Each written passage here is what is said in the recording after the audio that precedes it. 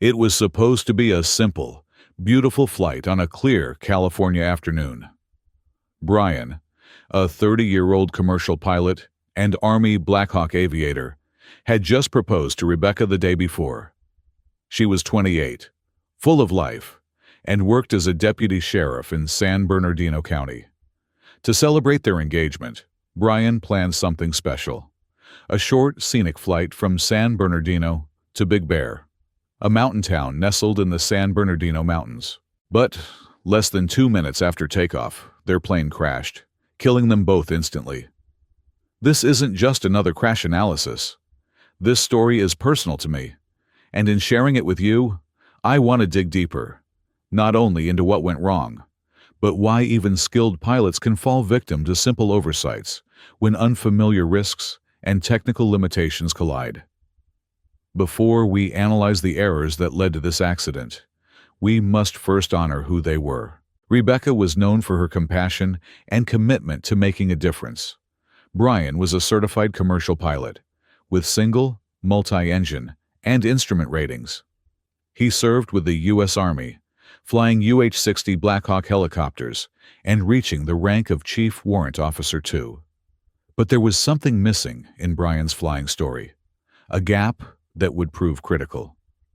His logbook began in August 2007 with about 181 hours of flight time, mostly in Piper PA-28s and PA-44s.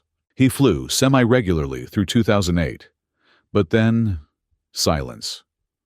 Years passed with only a handful of recorded flights in a Diamond DA-40 before he joined the Army. His focus shifted to helicopters, and while he certainly built hours, his experience in fixed-wing aircraft, especially small general aviation planes, essentially froze in time. According to the NTSB, Brian had a total of around 750 hours of flight experience across all platforms. But here's the catch. Those 750 hours included a wide variety of aircraft types. In general aviation, that diversity doesn't always translate into recent proficiency in specific aircraft. And when it comes to flying at altitude, that familiarity matters a lot. Brian's plan was romantic, but his destination was technically demanding. Big Bear Airport sits at an elevation of 6,952 feet above sea level. The terrain surrounding it rises even higher, with nearby peaks stretching between 8,000 and 10,000 feet. That alone makes any flight to Big Bear a calculated risk, especially for pilots flying aircraft with naturally aspirated engines, like the Cessna 172. And here's where we confront a hidden but deadly danger: density altitude. It's not a term every casual pilot worries about, but it should be. Density altitude refers to the effective altitude the aircraft feels like it's flying at, based on air temperature, pressure, and humidity. At higher density altitudes, air is thinner. That means reduced engine performance, weaker climb rates, and diminished lift. The FAA warns that even experienced pilots can misjudge aircraft performance when density altitude is not properly accounted for. On the day of the crash, the temperature was 25 degrees, 77 degrees. Not scorching, but enough to raise the density altitude at Big Bear to 9,138 feet. That's a significant jump from the field elevation, and for a Cessna 172 with four-cylinder Lycoming engine outputting around 160 horsepower, this means a loss of roughly 11 to 12% of engine power right from the start. Combined with terrain, this created a narrow margin for error. According to FAA performance charts for the Cessna 172, at a density altitude of 9,000 feet, the rate of climb can drop below 300 feet per minute, sometimes even lower depending on aircraft weight and configuration. In mountainous terrain with rising obstacles, a weak climb rate isn't just an inconvenience, it's a potential death sentence. There's another factor to consider. Brian hadn't flown a Cessna 172 in nearly a decade. To prepare for the flight, he arranged a checkout flight on May 1, 2017, almost 3 months before the crash at Apple Valley Airport. That was a good step, but arguably not enough. For a pilot who hadn't flown GA aircraft recently, a single requalification flight may not restore full proficiency, especially when planning a high-density altitude flight into a mountainous region. As someone with military flying experience myself, I understand the temptation to think, I've flown jets, I've flown helicopters, I can handle a 172. But flying a simple aircraft doesn't mean the risk is simple. In fact, the simplicity can be deceptive. The Cessna 172 is forgiving, yes, but only if you respect its limits. I recently started retraining in the 172 after 25 years away from it. Despite thousands of hours in fighter jets, I knew I needed real instruction, not just a quick check ride. That decision may have saved my life. Brian didn't have that same chance. The NTSB has investigated dozens of accidents involving similar dynamics. Take, for example, a 2012 crash in Colorado involving a Cessna 182 that failed to clear terrain due to high-density altitude. The report cited the pilot's failure to account for performance degradation and lack of recent experience in type. The parallels are haunting. Brian's intentions were heartfelt. His plan was romantic. But the combination of high-altitude terrain, thin air, and possible overconfidence in his ability to transition back into general aviation created a perfect storm. Rebecca never saw it coming, and tragically, neither did he. There's more to uncover. But one thing is already clear. Even a short flight under perfect skies can turn fatal when invisible dangers like density, altitude, and unfamiliar aircraft performance go unrecognized. Brian's checkout flight in the Cessna 172 was fairly routine. They practiced standard maneuvers, slow flight, steep turns, basic handling. The airport, Apple Valley, sits at about 3,000 feet elevation, so the instructor made sure to review fuel mixture management and leaning procedures. After all, Brian had spent the last decade flying turbine engines in helicopters, where mixture adjustment is handled automatically. But in a piston-driven aircraft like the Cessna 172, mixture control can make or break engine performance, especially at altitude. According to the NTSB investigation, the instructor didn't flag any major concerns. Brian handled the aircraft well, but the fact remains, they flew just once. One flight and he was signed off. Now, don't get me wrong. This isn't about doubting his instructor or even Brian's basic competence. This is about risk layers. Because even if a pilot can safely take off and land, mountain flying demands more than basics. It demands sharp, practiced instincts, especially when density altitude is involved. I speak from experience.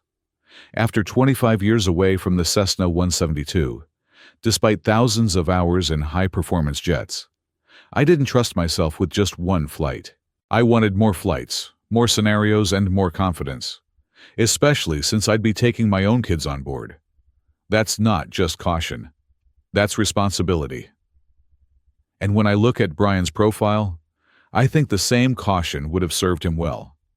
Most of his flying over the past decade was in UH-60 Blackhawks, not in GA aircraft. The transition, though it may seem simple, isn't. Roughly a week after that checkout flight, Brian rented a Cessna 172 again. This time, he most likely flew solo from Apple Valley to Big Bear and back. It was probably his dry run, a practice flight to feel out the airport, the approach, and the climb performance. 2 weeks before the crash, he flew again, this time a longer trip to Palo Alto, logging over 8 hours round trip. By then, he must have felt like he had his rhythm back. The airplane felt familiar. He was ready for the real thing. And so, the day before the accident, Brian and Rebecca arrived at Big Bear in that same Cessna. It was a joyful moment. He proposed to her in front of the plane. She said yes. It was a storybook moment, one frozen in time just hours before it would end in unimaginable tragedy. The aircraft they were flying was a 1980 Cessna 172, with about 54 hours since its last 100-hour inspection, and 643 hours since engine overhaul. On the morning of the crash, Brian purchased just over 5 gallons of fuel, enough to top off, but regardless, the aircraft's weight and balance were within safe limits. In fact, they were 200 pounds under the maximum gross weight. The aircraft itself was fine. No mechanical anomalies were found. Performance charts indicated that, even with the density altitude at Big Bear, the Cessna should have been able to climb at 440 feet per minute. That would normally be enough to safely depart from runway airweight, which heads east, away from the town and toward rising terrain. But what unfolded next tells a different story. Eyewitnesses reported that as the aircraft lifted off, its climb was sluggish, unnaturally slow. It had a high pitch angle, nose pointed up, and looked like it was hanging on the prop. One witness even shouted toward the plane, telling Brian to lower the nose. But in the thin mountain air, the aircraft simply didn't have the power or the lift to maintain that pitch. A surveillance camera confirmed the same. After initial liftoff, the plane wasn't climbing steadily. Brian made a left 90-degree turn into the downwind leg. The plane rocked side to side, then began to sink. Moments later, it vanished behind the trees. Impact was nose down, classic signs of an aerodynamic stall. Investigators later found the mixture control in the full rich position. That might seem normal, but at 6,752 feet, full rich is usually too rich. A rich mixture reduces power output in thin air, where fuel needs to be leaned for optimal combustion. Whether Brian adjusted the mixture during the flight is unclear, but if he pushed it forward in an attempt to gain power, he may have unintentionally made matters worse. The NTSB calculated the initial climb rate at around 340 feet per minute, already below the expected performance. Now add the extra weight of a passenger, warmer air, and a subtle mismanagement of pitch or mixture, and you've got a chain of small misjudgments converging into one catastrophic outcome. If Brian had flown into Big Bear alone on his earlier trial run, he may not have accounted for how much worse the aircraft would perform with 2 people aboard. Faced with a shallow climb and rising terrain, Brian likely did what many pilots instinctively do. He pulled back. But in high-density altitude scenarios, pulling back can be deadly. It reduces airspeed, and when the wing's critical angle of attack is exceeded, a stall becomes inevitable. That's exactly what happened. The airplane got too slow.